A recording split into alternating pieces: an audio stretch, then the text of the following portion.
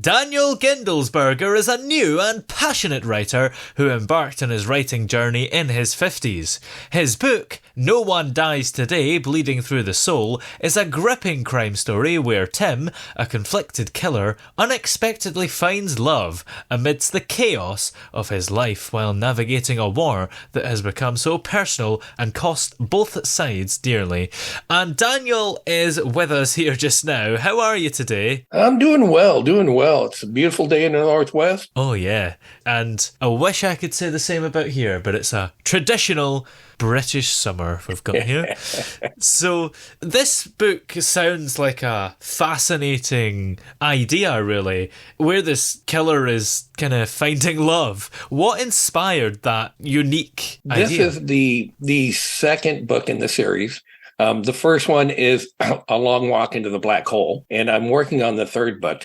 But the idea is that Tim, our main character, when he starts out, he's forced into a life where he's killing people. And the person who starts him on this journey, he doesn't have a choice. It's basically kill or be killed. Yeah. Thinks that he's a psychopath. And that's why he recruited him. But as the story evolves, you learn he's not. Yeah. He's not just a cold-hearted killer, but there are things in his life that cause him to not be affected emotionally by doing the bad things that he's doing. And what kind of things in his life cause him to do this? His childhood. He reflects back into his childhood and his parents really not being hands-on, and him being afraid to build relationships with people.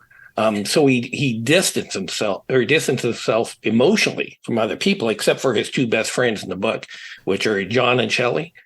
So with having his brain working in that way, it makes it easier because he doesn't develop emotional responses to other people like most people would until he finds the love of his life. So how did you go about developing Tim's character and making him so multi-dimensional and authentic? Tim is an amalgamation of people that I've known throughout my entire life. Yeah. Which, I think most writers, they build on what they know. So when I grew up, I used to hang out with a lot of bikers and a lot of weird people. So I've taken the best and worst parts of those people and built it into somebody who's multifaceted, who if you were to meet him on the street, you would say that's just a normal dude. But the deeper you get into where he's from and what he does, you start to understand him better, and you don't think of him as this killer, hugely bad guy that you hate and want to just die immediately. Yeah. You understand where he's coming from, and you realize that he's been put in a position that he's just trying to make it through day by day by day. So does the reader feel sorry for him at any point? Or is it still kind of,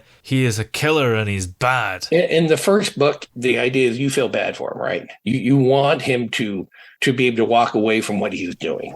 But as the story progresses, you start to understand him more, and you understand that he doesn't want to do this, but he's actually good at it. Yeah. He has a skill set there that he's a smart kid. He's always been smart, according to the storylines, right?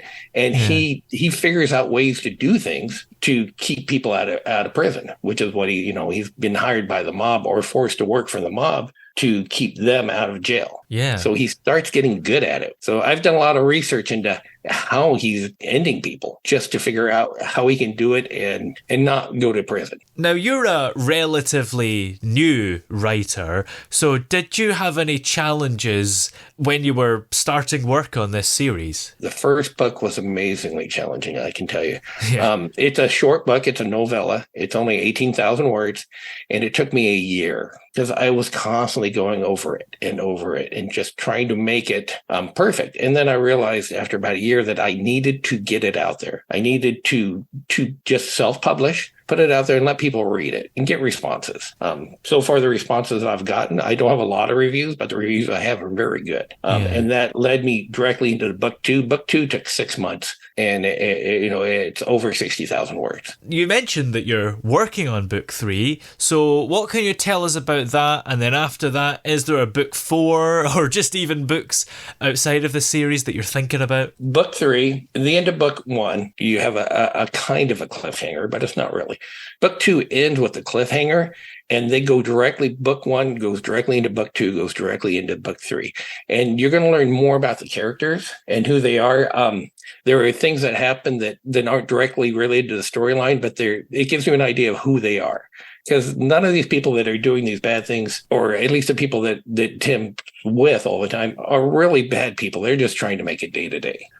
Which, it's very complicated at a certain point, because you start caring about the characters, and then you hear about them doing something horrible, and you're like, should I really care about them? But it's like if you have a child, if you're a parent, your kid does bad things, you still love them. Yes. Now there's a couple other storylines I have working in the background. So once I do book 3, depending on response, there may be a book 4, but there will be time allotted in between. I have a sci-fi series I'm working on that's going to be different than anything that you've read about aliens. I'm going a completely different direction.